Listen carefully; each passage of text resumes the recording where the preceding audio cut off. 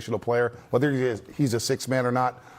He's going to be in this rotation moving forward with the way he's playing basketball. His road trip was special. Tonight was a floor general. Got the Warriors off to a great start, getting 2 feet in the paint. Let's break his game down here as we look at some of the highlights from tonight against Chicago. He started once again. Second consecutive game he started. And we seen this a couple weeks ago in Miami where he took advantage of his minutes. 12 points tonight, 6 assists, 5 rebounds. Fezzi, he's controlling the tempo and the paint, and that's what he's doing right there. I mean, this is a guy who has been sitting on the bench, and the Warriors have been looking for somebody to help them get organized. And he's been sitting there just waiting for his moment. You got to love the Pat Spencer story because not only is he getting it done points-wise, he's getting it done for everybody else around him. Tonight he has 6 assists. All right, that is getting people involved in the game. He's playing tough, had 4 turnovers. But what I love is that when Pat Spencer makes a mistake, he counters it with a point down the basket, with a drive down the basket, making a great play for his teammate. Never does too much, and that's what you need from your floor organizer. He's a point guard, true point guard. Everything about him, and when he gets on the floor, is just confidence. He just oozes confidence. I was really hoping you were going to use my word. Do you remember it? I can't even remember it. Indefatigable. Whew. Relentless. I might hurt myself. Relentless pursuit.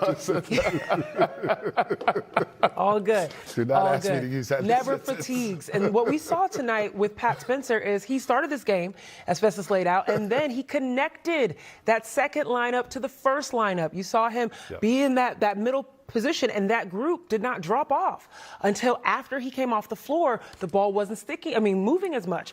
There was a little bit less cutting. There was a little bit more stagnation.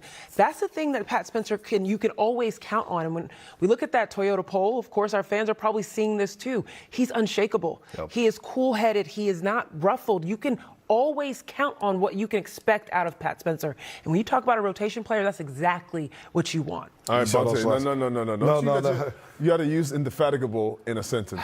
Well, Steve Kerr noticed Thursday night in Philadelphia that he never fatigues. So he played all 12 minutes in the fourth quarter. You have to use it. You have to use it. I'm not 7 syllables right now. I'm trying to get the Brendan Paczynski. Did not use it. That was impressive, Bonte. You like that? That was the definition of avoiding the word. Wow. Can you say it again for me, Zena? Can you? Indefatigable. Indefatigable. Get that G in there. It's trouble. It's trouble. Fezzi, can you use it? Brendan Paczynski tonight is what? He was indefatigable tonight. There you go. Okay? There you go. That's smooth. He did not get tired. That's 21 points. Was making moves, making plays. Avoid that word, I think here's one thing I do love about this game right now is that it's showing us that when guys get to their true positions, that they can be truly effective. Yes. I thought Pods he got into the game, he was going to get to the middle, and he was going to create plays. But I really think that Brendan Paczynski is a 2. And he's been trying to play the 1. With D'Anthony Melton and Pat Spencer playing like they're playing, I think Pods can really be his true position, and he can be really effective there. This is crazy, Bonte. Yeah, this is a crazy graphic right here. The only Warriors have multiple career games of 25-5 with 5 threes in under 30 minutes. Stephen Curry. And now Brendan Paczynski. And when Brendan Paczynski, 21 points off the bench tonight. There you go. When Brendan Paczynski is in rhythm and is also in the right position, in the right situation, you see what he's capable of. And he was also incredibly cool-headed tonight, just being able to respond. Even whenever he was making mistakes, being able to respond with the right play the next time. We saw all 3 levels of what Brendan Paczynski can do. He could shoot outside, we know that. He can go inside, hit that floater, we know that. He could play defense, be involved in the defense, and coordinate guys on the defensive end, we know that. So it was really great to see that. But what was really exciting, for a little second, we got to see Pat and Pods together. And I'm exactly what you just said, Festus. I'm immediately thinking, Pat allowing Pods to be the 2 guard that he is, being able to hide behind screens and get shots up, being able to run and flash into places, into the paint. I mean, this is exciting to think about, that you've got someone like Pat that can help unlock other elements of your roster. I love that he responded to the call that Steve Kerr gave him. Steve Kerr said Pods needs to get up the ball early. And he did just that. Yep. When he got the ball, he was going to drive, he was going to shoot it, make quick decisions. And you saw that from the playmaking tonight. Pods was great creating plays, was great making shots. And then he just was a floor general as well. So we got a lot of those tonight. We got a lot of those. We got 3 of those tonight. Let's take a look at the final team stat comparison here. I'm still laughing. Indefatigable. Indefatigable. I wonder if Steve Kerr is indefatigable. Well, you know indefatigable. what? Some reporters might be indefatigable about a particular rotation decision. Oh boy, we'll I'm sure he will soon. be asked about that right here. As you see, the Warriors shoot 47% from the floor, out-rebound the Bulls by 13 rebounds. The after turnovers is shooting still 50% from the the field. turnovers is still something they would want to clean up. Coming up on this homestand here when they take on Minnesota on Friday. But let's hear from Steve Kerr. Great game tonight. The first quarter was absolutely beautiful basketball, the way the ball was moving. Wide open shots because of the movement. Set up our defense well. You know, we were able to crash. You know, we got our spacing right, which set up the crashing, 15 offensive boards. I think Guy had 3 or 4 of them. It was just a fun night of basketball. Steve, third straight game, holding the opponent to under 100 points.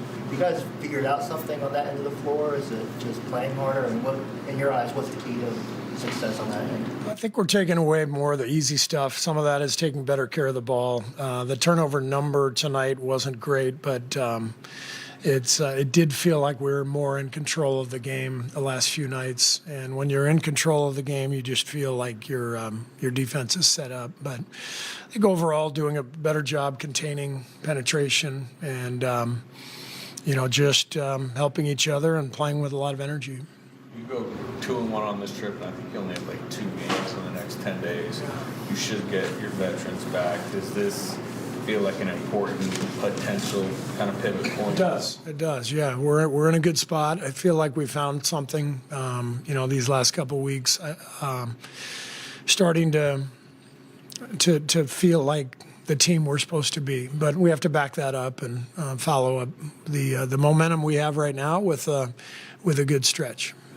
Coach, congratulations on the victory, especially such a big difference without some of the major players being here. What do you think about the fact that a movie about Decky Milojevic is shown tonight in Chicago? Are you going to be able to see it? What are your expectations from the movie? Very excited to go. A lot of us are going, and very nice to join the Serbian community here in Chicago. I know it's a big community, and to go with Nikola, Decky's son, it'll be a very special night.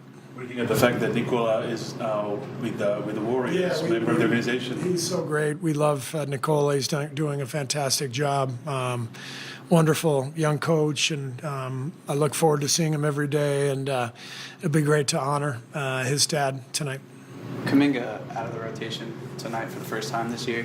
It's not his first time in this position. How do you hope he processes it? I'm sorry? How do you hope he processes not playing tonight, getting DNP'd? Just got to keep going, just like everybody else who's in this position. And it happens to everybody, pretty much, other than the stars. Guys come in and out of the rotation depending on, who's available, how the team's playing. Really wanted to get Guy. I think the way Guy has played the last couple of nights, and after what he did down the stretch last year, you see the impact he makes with his energy. And then obviously getting Meld back. We've got and Pat's emergence. I mean, we've got a lot of mouths to feed, and tonight this is what we decided to do. Steve, to follow up on that, why was it feed? Oh, sorry. I wanted to hear that question. But we're back. We are back. Okay, Don't we're back. worry. My We're bad. going to answer what what Steve That was just a big said. one, yeah. And obviously, we noticed this in the first quarter where Steve Kerr played 10 guys in the first quarter not named Jonathan Kuminga. Now, Jonathan Kuminga got to start yesterday, went 1 of 10. He did grab 7 rebounds. But since he's been back from the bilateral knee tendonitis, he has now found his rhythm. We discussed it, make it a simple play, right? Cutting to the basket. Where he gets to the trouble is he's on the three-point line, dribble, and the ball is sticking. We know Steve Kerr wants .5 basketball, and tonight we saw that. The ball was hopping around on that perimeter. Guys were cutting to the basket. So for a young man who was looking for a new deal, who's looking for a new opportunity to flourish, it's not happening here.